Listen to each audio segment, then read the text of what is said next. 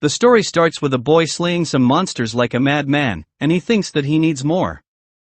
The scene then cuts to a carriage driving through a road, and some goblins start to chase after it.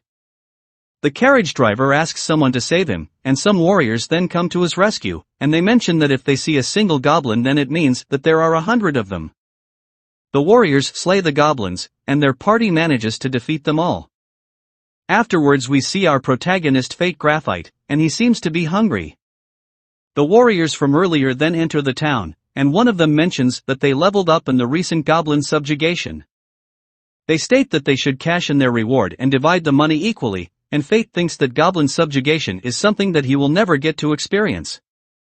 He thinks that it's because a man with a constant hunger is useless, and he states that this is all thanks to his dud skill Gluttony. He thinks that at least he has a job, and some holy knights then pass through the town. The warriors from before state that they are the 3 Berserk siblings, and a fruit then touches one of the siblings named Hato's foot, and the fruit vendor apologizes for this. Hato beats the fruit vendor for this insolence, and his sister Memel states that the vendor should know that decapitation is the only thing waiting for those who disrespect holy knights. Their big brother Rothale then tells them to leave it at that, and the knights then leave. The warriors mention that they are holy knights as well, but they are really different from Lady Roxy. Afterwards Fate thinks that he is almost done with his shift, and the Berserk siblings then come to him. They wonder if Fate did his job properly as their substitute, and they throw his wages at him. They tell him to pick it up, and as Fate picks up his wages Hato stomps on his hands. Rothale then mentions that Fate is really pathetic, and he states that the constant growling of his stomach makes it seem like they don't feed him properly. Hato then starts hitting Fate, and Fate explains that in this world there are haves, and there are have-nots. The Berserk siblings then state that a dud skill owner like Fate should be thankful that they are paying him, and Fate explains that the thing that differentiates the haves from the have-nots are skills. He elaborates that skills are special powers granted by God, and Hato states that if Fate doesn't do his job properly then they, as their caretaker, will get criticized. He asks Fate to stand up, and Rothale mentions that a rebellious dog needs strict discipline. Roxy Hart, another holy knight, then comes there, and she asks the Berserk siblings to stop. She mentions that they shouldn't do something like this to those they are meant to protect, and she states that guarding the gate is an honorable duty for the holy knights. She states that this is something the 3 of them should be doing, and Rothale mentions that sharing their work with the have-nots is also one of the holy knights' jobs. Roxy wonders if that kind of treatment is necessary, and Rothale states that it's just a difference in views, and he takes his leave with his siblings. Roxy then helps Fate up, and she cleans his face. Fate thanks her, and Roxy mentions that it's a natural thing to do for a holy knight. She states that they should change shifts now, and she asks Fate to report to her if the Berserk siblings do something like this again. Fate mentions that it's fine, as this is normal for him, and he then leaves. Fate then has something to eat in a restaurant, and he thinks that he shouldn't take Lady Roxy on her offer, as he doesn't want to involve her with the Berserk siblings.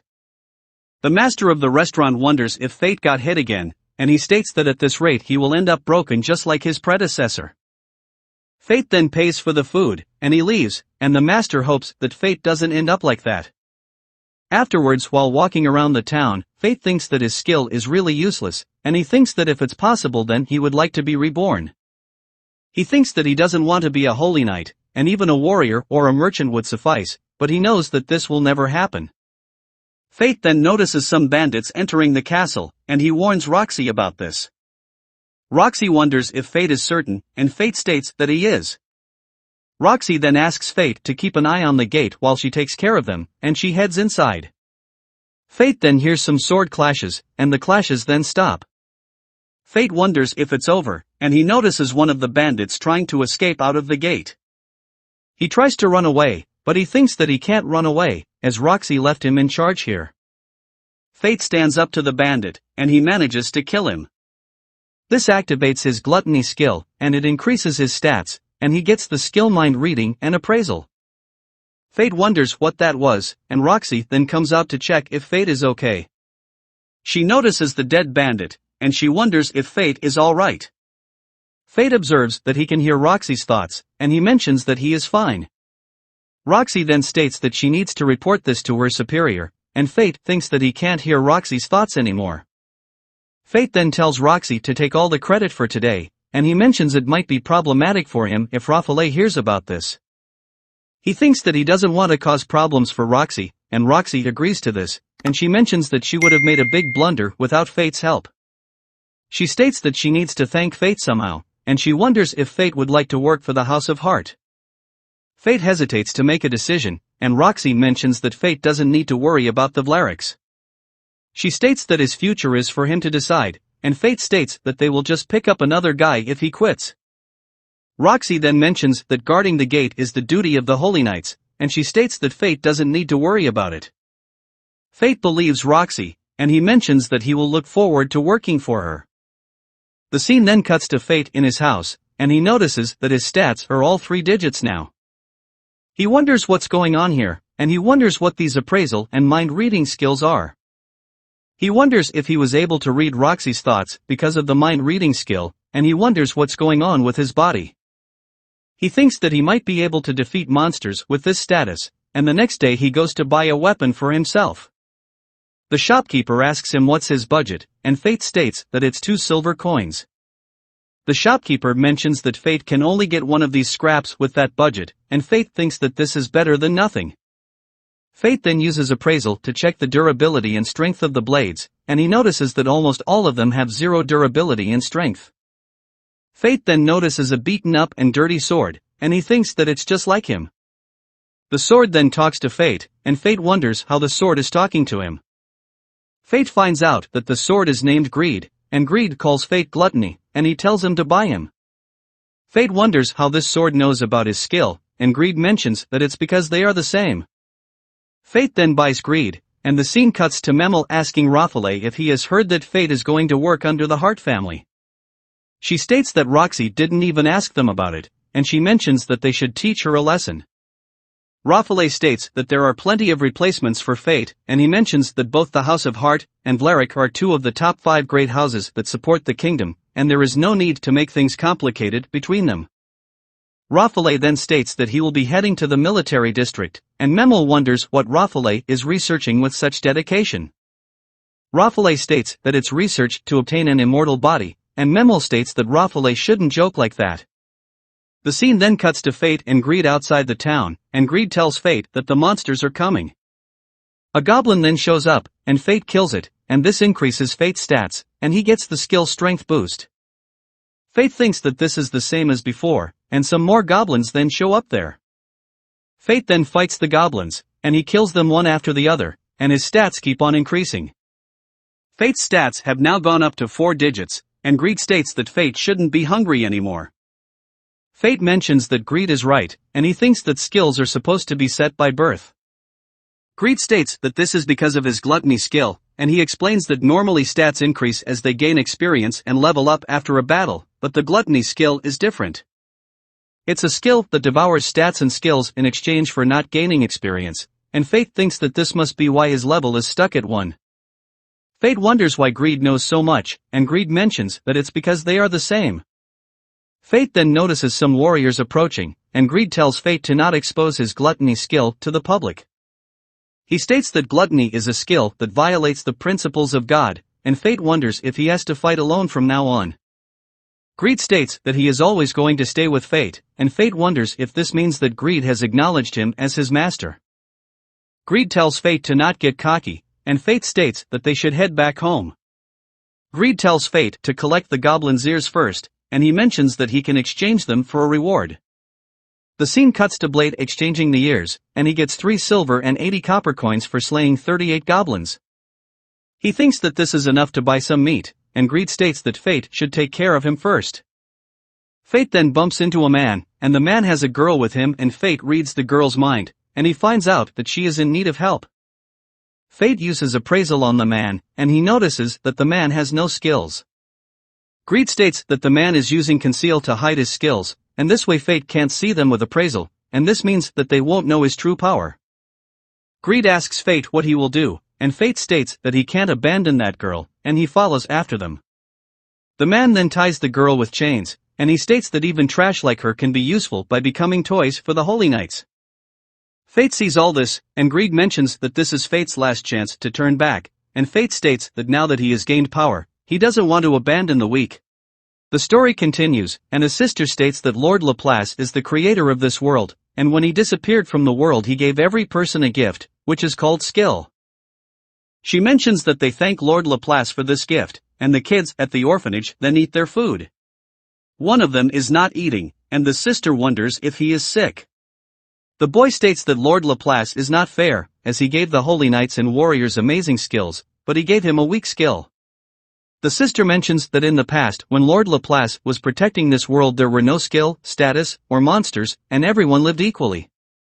The boy wishes that he had been born during that time, and the sister consoles her. Another sister then comes there, and she mentions that they have searched all around this area but they couldn't find Sahara anywhere, and the sister wonders where Sahara has gone. The scene then cuts to the kidnapped girl being scolded by her kidnapper, and he tells her to cry and shout more, as it will please the Holy Knight when she becomes his plaything. He thinks that this won't end well, and he leaves.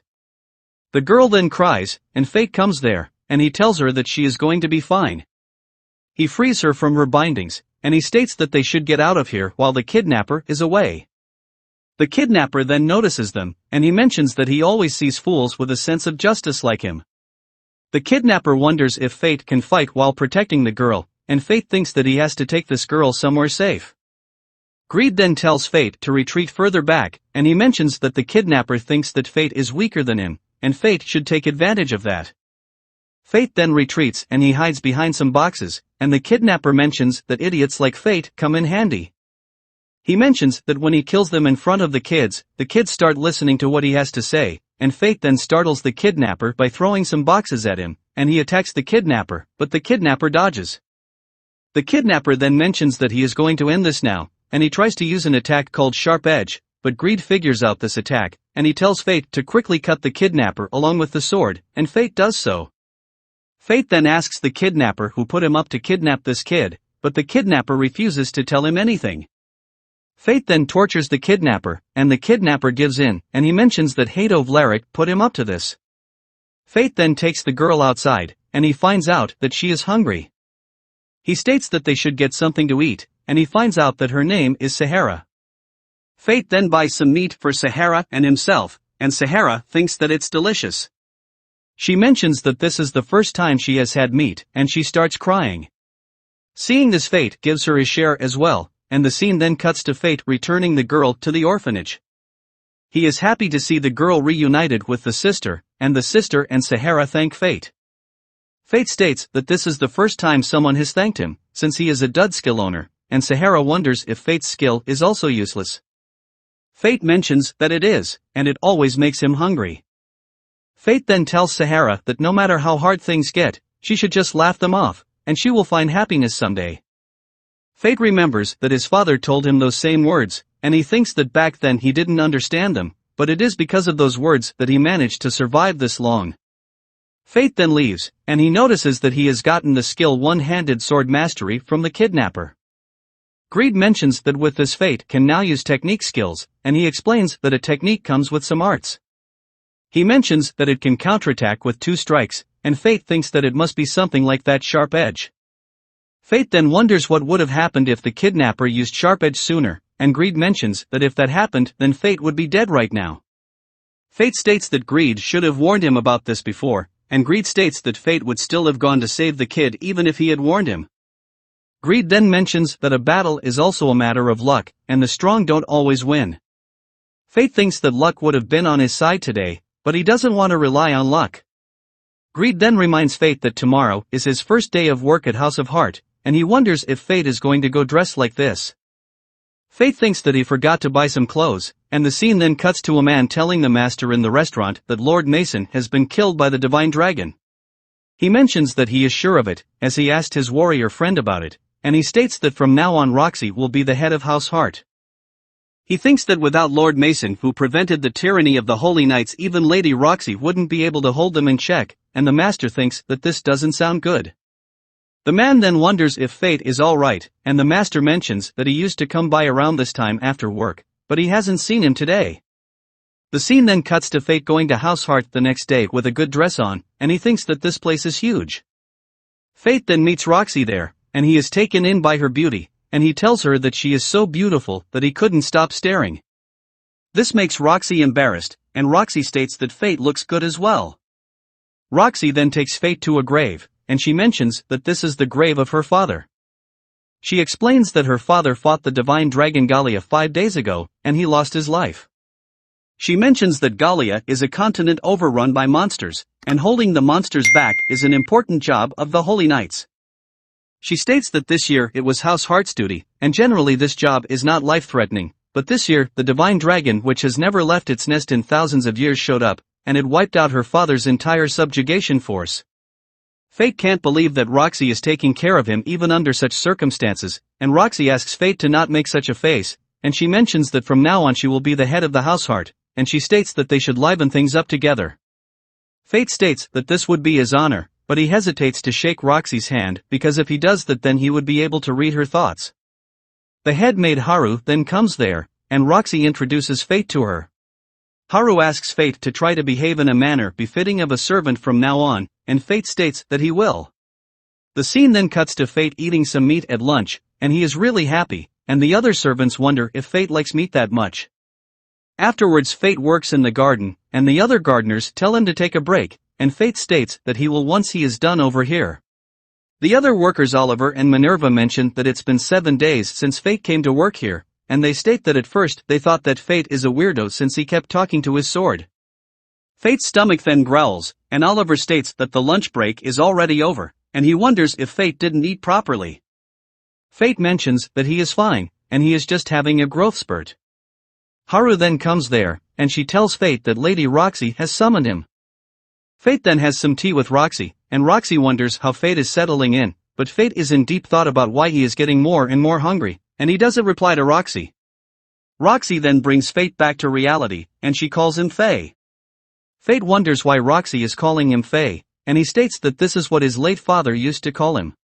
Fate explains that his father was killed in a monster subjugation, and Roxy states that Faye is Fate's nickname from now on. She mentions that they are like a family now, and Fate asks her to call him Fate instead, but Roxy refuses, and Fate then faints.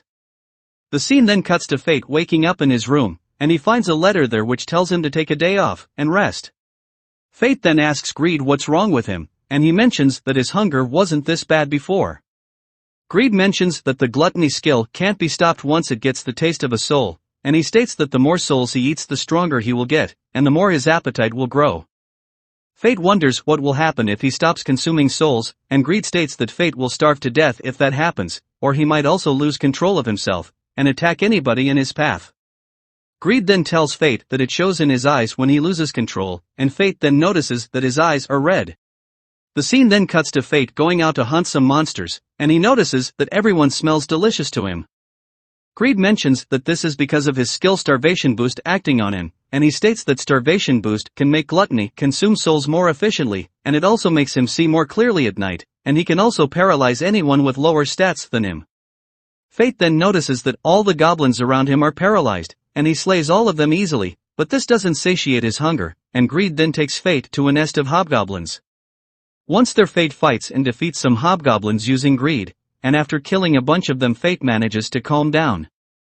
He thinks that he doesn't want to go through this again, and Greed states that Fate will have to consume souls regularly if this is the case. Fate states that he will, and he then feels the ground trembling, and he notices that a Goblin King is causing these tremors. He notices that the Goblin King's stats are similar to his own, and it has a skill called Auto Recovery.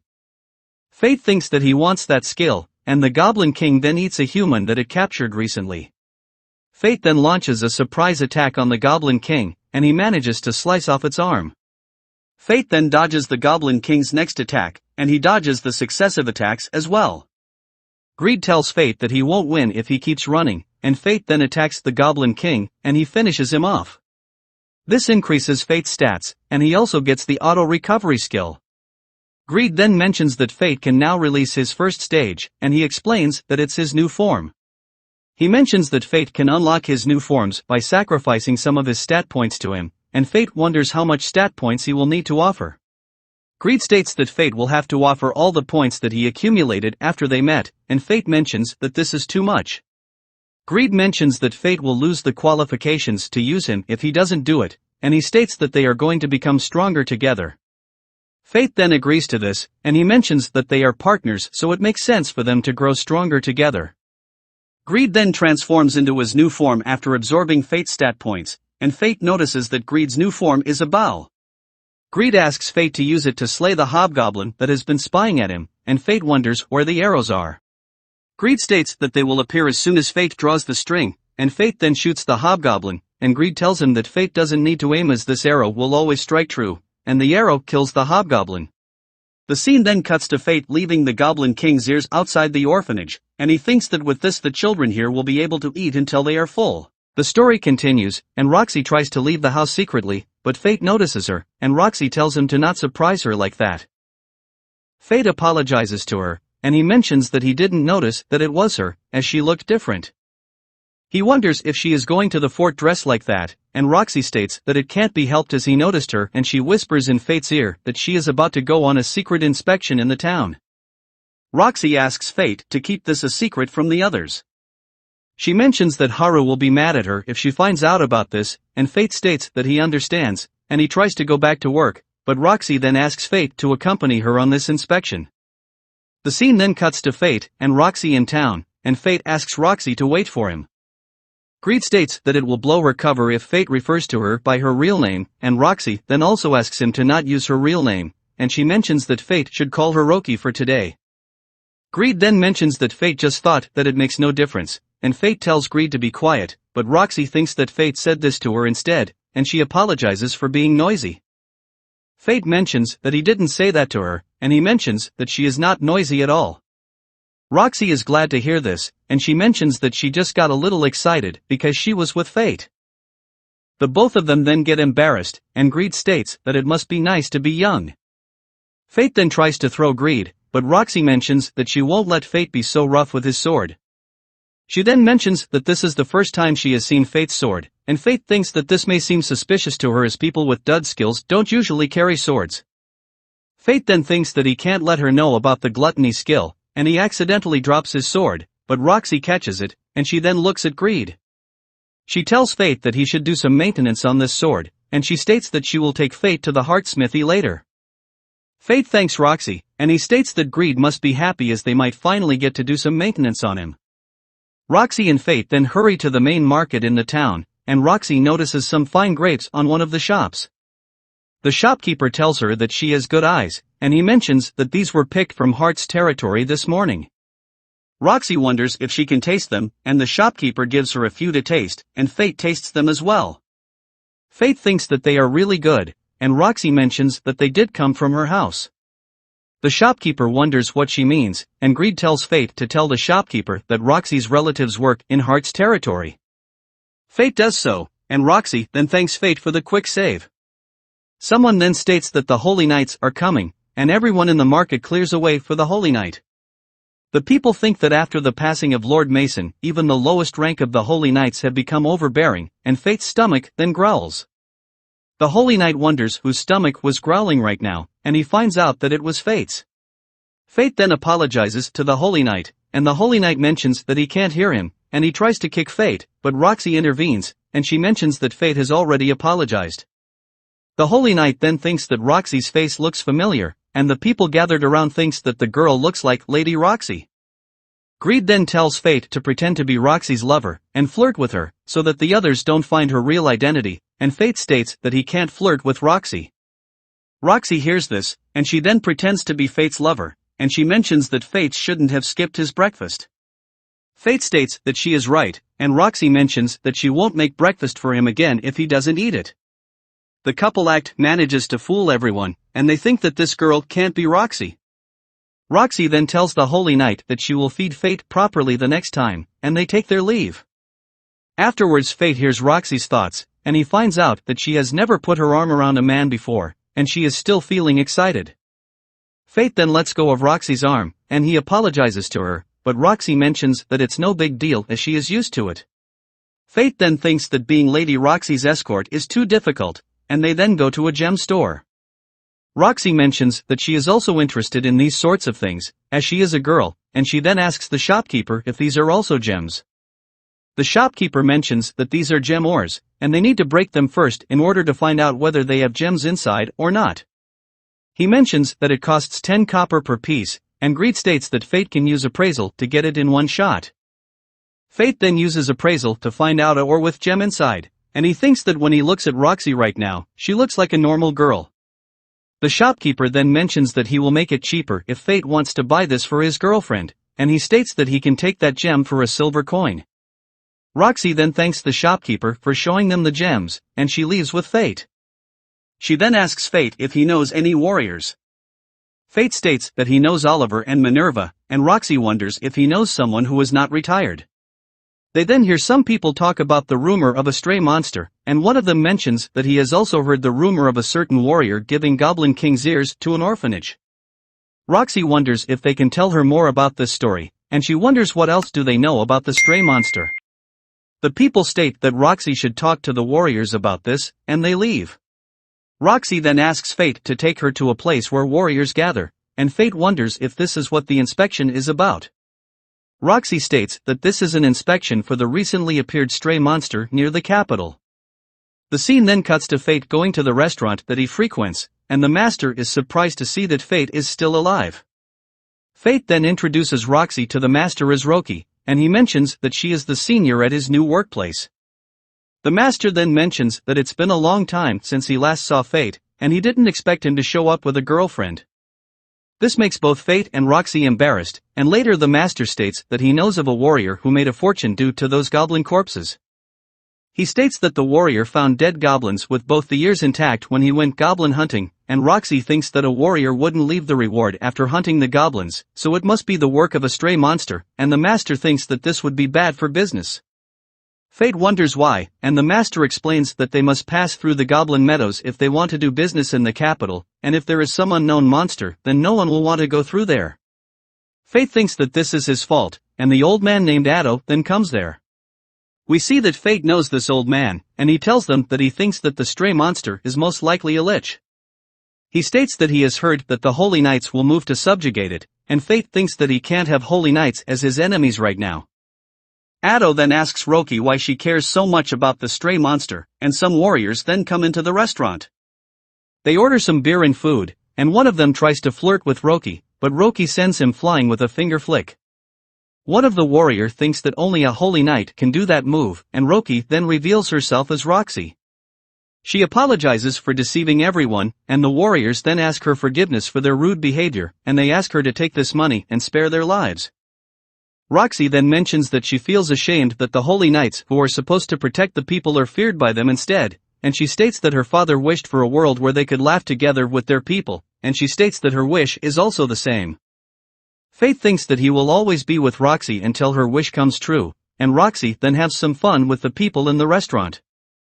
The scene then cuts to Greed getting some maintenance by a blacksmith, and afterwards Fate thanks Roxy for this.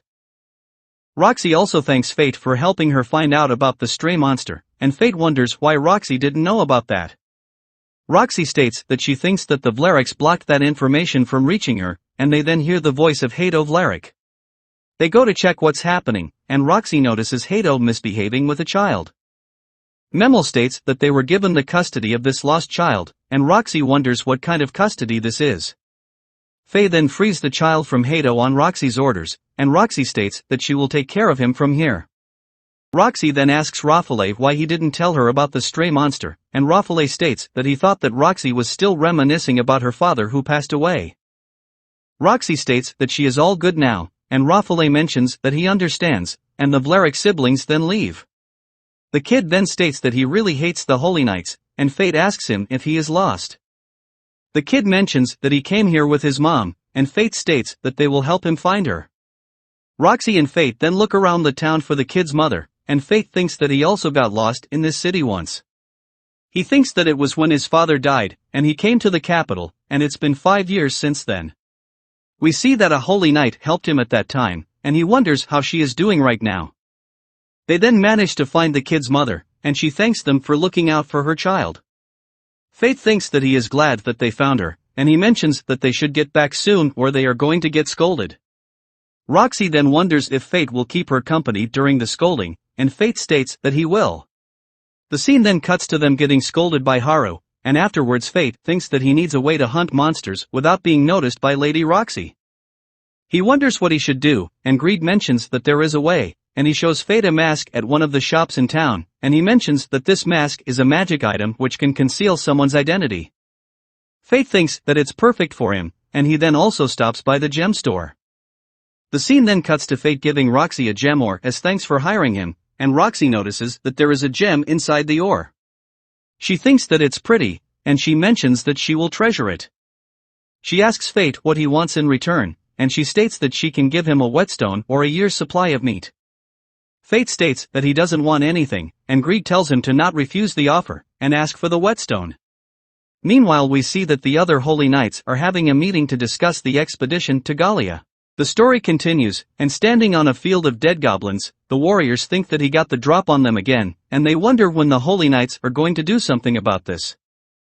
The warriors then notice Fate, and they call him Corpse, the Lich, and they run away. Fate thinks that he likes that name, and he names this warrior side of him Corpse. Greed then wonders if Fate is still not done, and Fate mentions that he wants his stats to get as high as he can, before the Holy Knights come after him. The scene then cuts to Fate working in Roxy's garden, and we see that he is tired due to his nightly escapades. Roxy then comes there, and she mentions that she has a secret mission for Fate. Fate wonders if it's another inspection, and the scene cuts to him in a carriage with Roxy. Roxy then mentions that they can see the land which belongs to the Hart family now, and Fate wonders if this secret mission is about harvesting grapes. Roxy mentions that she wanted Fate to see their grapes up close.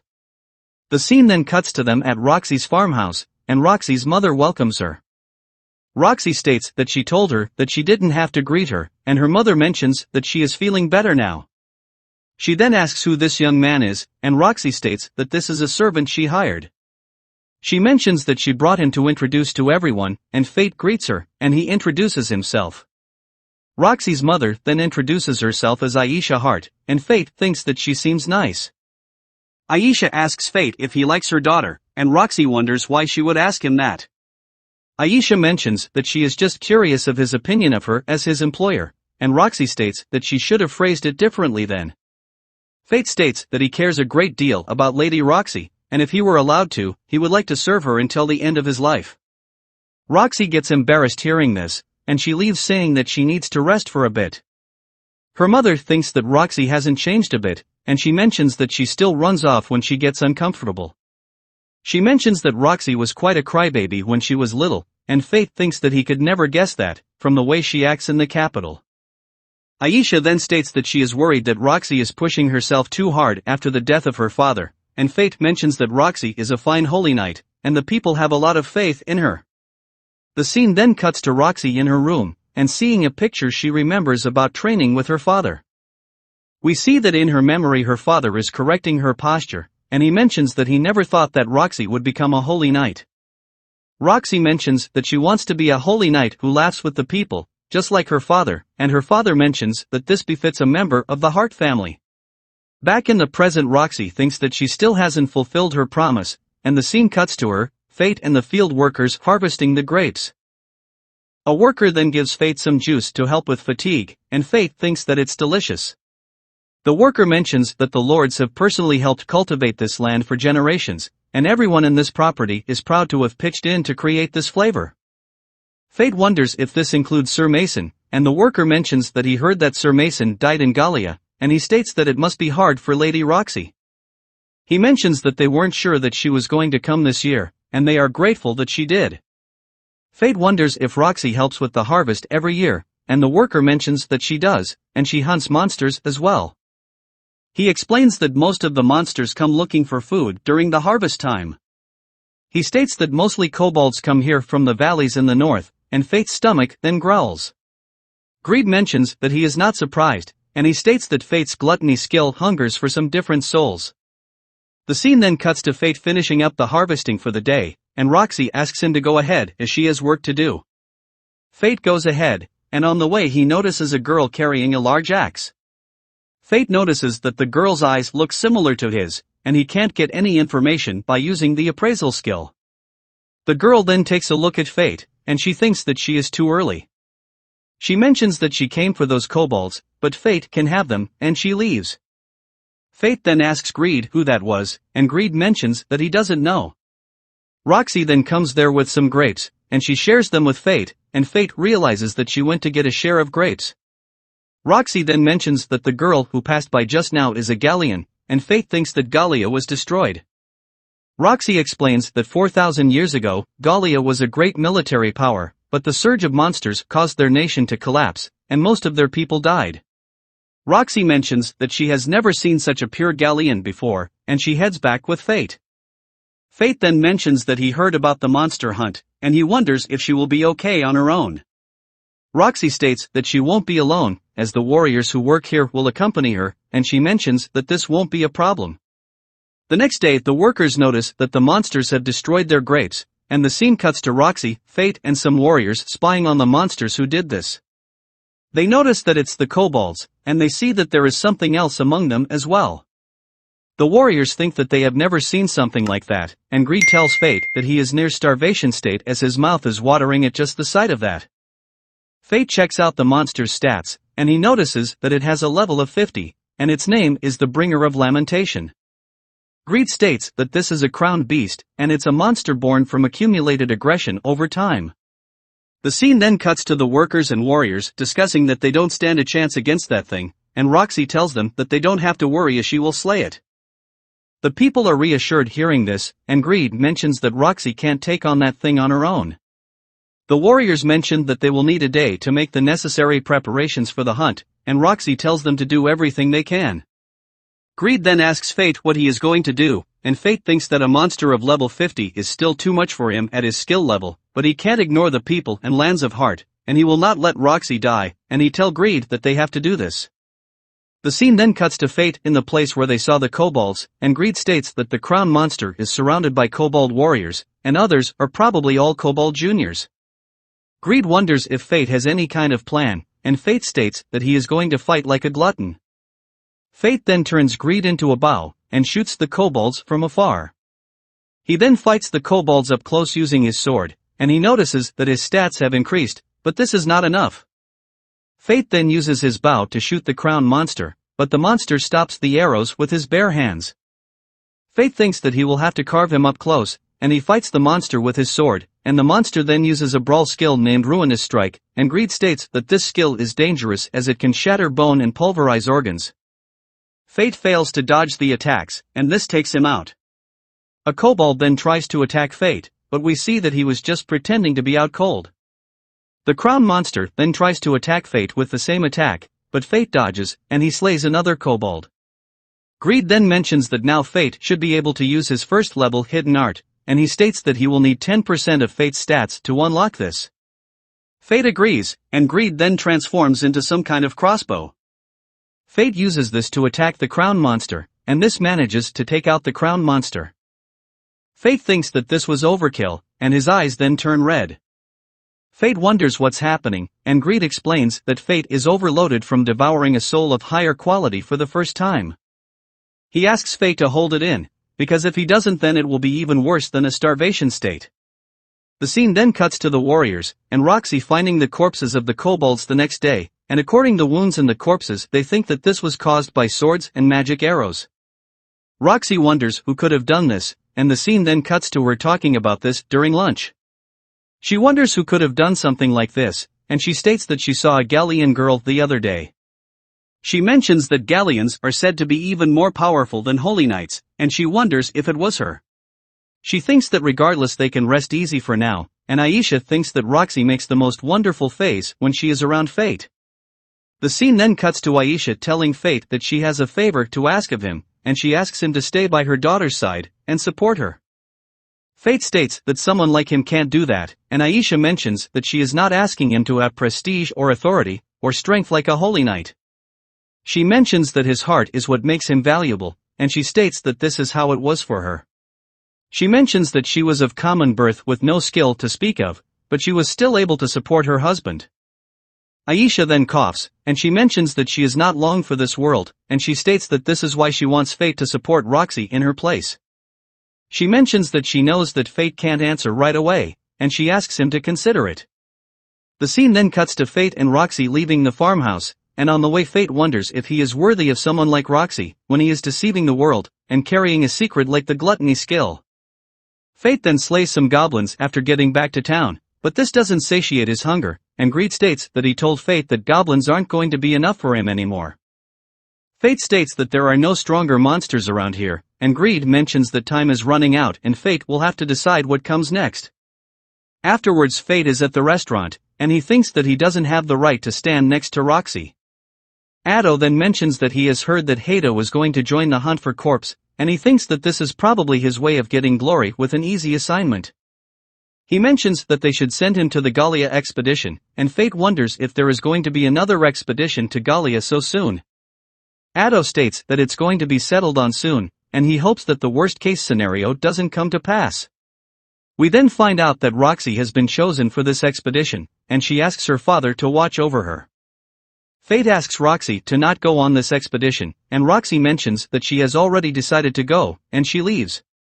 Fate thinks that this must be the work of the Vlariks and the other Holy Knights, as the Hart family is a thorn at their side, and we see that the Vlariks are celebrating getting rid of Roxy. We then find out that Rafale and Memel are going to Tenburn for Rafale's research, and Hato states that Rafale should tell him what his research is about, and Rafale tells Hato to deal with the Lich first, and the scene cuts to Hato facing off against Corpse. We see that Hato has some warriors with him, and the warriors ask him to let them handle this guy. Hato agrees to their proposal, and the warriors attack Corpse. Corpse notices that the warriors are moving really slowly, and Greed states that this is a result of the difference between their stats. Corpse then uses Ruinous Strike to deal with the warriors, and the other warriors run away seeing how strong Corpse is. Hato mentions that he won't let Corpse make a fool out of him, and he states that he won't get away with this. Corpse then removes his mask, and Hato finds out that he is Fate. Hato wonders how a trash like Fate is so powerful, and Fate states that he doesn't owe Hato an explanation. Hato then mentions that Fate can't get away with this, as he is dealing with the second son of the Vlarik family, and Fate asks Hato to show him the Holy Knight powers that he is so proud of. Fate then checks out Hato's stats, and he notices that Hato has a level of 30. He notices the Holy Sword technique skill, and he thinks that this is the skill they need to become a Holy Knight. He wonders why someone like Hato ended up with this, and he asks Greed if he can shatter a Holy Sword. Greed states that a Holy Sword made of orichalcum is no match for him, and he tells Fate to strike as he likes. Hato then uses an attack called the Grand Cross to attack Fate, but Fate dodges, and he states that this attack takes too long to deploy. He then slices through Hato's sword, and Hato is surprised to see this. Fate returns to him the rest of his Holy Sword, and Hato tries to run, but Fate states that this is pathetic for a Holy Knight. Hato then falls because of stumbling on a goblin's corpse, and Fate picks him up, and he mentions that Hato needs to be taught a lesson. Hato asks Fate to stop, but Fate rams his head on a tree. He does the same thing a number of times, and we see that Hato is all beat up now. Hato asks Fate to stop, and Fate can't believe that he has the nerve to say that, after he treated people like insects. He states that now Lady Roxy is heading into danger because of scum like him, and Hato asks Fate to spare him. Fate then throws Hato into the air, and he uses the crossbow called Bloody Ptarmigan to shoot him. This costs him some of his stats, and we see that Hato is still alive after this, but his limbs are gone. Hato wonders why Fate didn't finish him off, and Fate states that he has a question for him. He asks Hato about Roxy, and we find out that she was the one who volunteered for the mission to go to Gallia, thinking that she might be able to save lives by going there. Fate thinks that this sounds just like her, and Hato states that he can get Roxy's Gallia expedition cancelled if Fate spares him. Fate then kills Hato, and after this his stats increase, and he gains the skill Holy Sword technique. Greed states that Fate can be a Holy Knight now, and Fate states that he doesn't want to be a Holy Knight. Greed then mentions that Fate can now access his second level, and Fate agrees to give Greed his stats as the idea of having Hato's stats inside of him makes him want to puke. Greed uses Fate's stats to unlock his second level, called Great Scythe, and he states that the curse embedded in this blade can even cut through the ephemeral. Fate wishes that it could also cut short Roxy's Gallia expedition if it can cut through anything, and the scene then cuts to Roxy wearing a necklace made from the gem that Fate gave her. She then prepares for her departure, and she asks everyone to not look so forlorn. She states that these 3 years will be over before they know it, and she asks Haru to look after things while she is gone. Haru asks Roxy to serve with honor as the head of Househeart, and the others also say their goodbyes to Roxy. Roxy then tells Fate that they will meet again, and Fate asks her to look after herself. Roxy then leaves, and afterwards Fate finds out that Roxy has left him a letter of recommendation to work at a lord's manor. Haru states that Fate would be out of the Vleric's grasp if he is employed at a lord's manor, and Fate mentions that he can't accept this. He states that he is going to make his way as a warrior from now, and the scene cuts to Fate packing his things. He states that he has made up his mind, and he mentions that he can't stop Roxy from going to Gallia, but he can at least support her. Afterwards Haru gives Fate the wages that he has earned till now along with some severance pay, and she asks him to never forget the pride that comes with serving the Hart family, and she wishes him luck. Fate then leaves for Gallia after saying goodbye to Atto and the master, and the scene cuts to him in a carriage. He thinks that he is going to protect Roxy using his power, and a blue-haired girl at the palace in the capital then states that things are shaping up nicely. Afterwards we see Roxy giving a speech to the forces stationed at Gallia, and she mentions that she has taken over the post held by her father. She states that her goal is to fell the divine dragon that has awoken after a millennium of silence, and protect the capital of Seafort, and for this she is going to need the help of everyone here. After the speech a girl named Miria approaches Roxy, and we see that the two of them know each other. Roxy is surprised to see Miria here, and a warrior named Mugen then comes there, and he calls Miria Missy. This pisses off Miria, and she mentions that she knows people like Mugen who are simply excited at the chance to see the living natural disaster which is the divine dragon. Mugen states that he can't deny that, as most warriors relish the chance to see how far they can go, and Miria thinks that he is a really big idiot. Roxy asks her to not be so harsh, and Miria is happy to get scolded by her. Mugen then states that his reason for volunteering was actually Sir Mason, because he marched under his orders once, and he would like to avenge him. Roxy thanks him for this, and she wonders if his family won't oppose his trip to Gallia. Mugen states that his daughter Rain actually asked him for some Gallian relics, and he explains that they come from a long line of researchers, and he is the only warrior. Miria states that his family is great, except for him, and Roxy thinks that this trip might just work out with the two of them. Elsewhere we see Mugen's daughter Rain doing some research, and her assistant shows her the body of the goblin slayed by corpse. The assistant mentions that these don't look like normal arrow wounds, and Rain thinks that this is fascinating. She finds out that these wounds were caused by magic arrows, and the assistant wonders if this is different from fireball magic. Rain states that this is an ability housed in the Black Sword, one of the weapons of mortal sin. She explains that the weapons of mortal sin are made of a material that can manipulate magic power at a high level, and since they can manipulate magic power, they can be used to expand the possibility of spectrum for skills. She states that she would like to see one of the weapons of mortal sin, and the scene cuts to Fate's carriage reaching Tetra. Fate mentions that Tetra is the hub for shipping, and it's a city of merchants where the best goods in the south are gathered. Fate thinks that this city hasn't changed much, and Greed wonders if Fate has been here before. Fate states that he was passing by here on his way to the capital 5 years ago, and he then asks a carriage driver if he is headed for Gallia. The driver states that he won't be heading out today, as he might get attacked by monsters at night. He asks Fate to come again tomorrow, and Fate's stomach then growls. Greed tells him to grab something to eat, and gather some intel for now. He states that after that they can go shopping for a scabbard for him, and he mentions that now Fate has the holy sword skill, and he needs to buy a scabbard for him which can live up to it. Fate then goes to a restaurant, and inside he notices a guy asking some warriors to save his village. The warrior states that this much money is not even worth the trouble, and they bully the guy. Fate then comes there, and he teaches the warriors a lesson, and he recognizes the guy as Seth. Seth also recognizes Fate, and we then see a flashback, and in it Seth is bullying Fate due to his everlasting hunger. We then see Fate's father protecting the village against some monsters, and the fight leaves him injured. Fate makes some medicine for him using herbs, and one day his father dies while protecting the village. The villagers then think that the village chief only kept Fate's father around because he had the spear technique, and they wonder who is going to look after this extra mouth now. They then chase Fate out of the village, and the story comes back to the present. We see that Seth is groveling while asking Fate for help, and he states that he realizes that this is selfish, but Fate is a warrior, and he needs his strength. Fate thinks that Seth is the son of the same village chief who exiled him, and Greed mentions that this will work out nicely for Fate, as he does need to sate his gluttony anyway. Fate then agrees to handle the monster problem, and they then head to the village.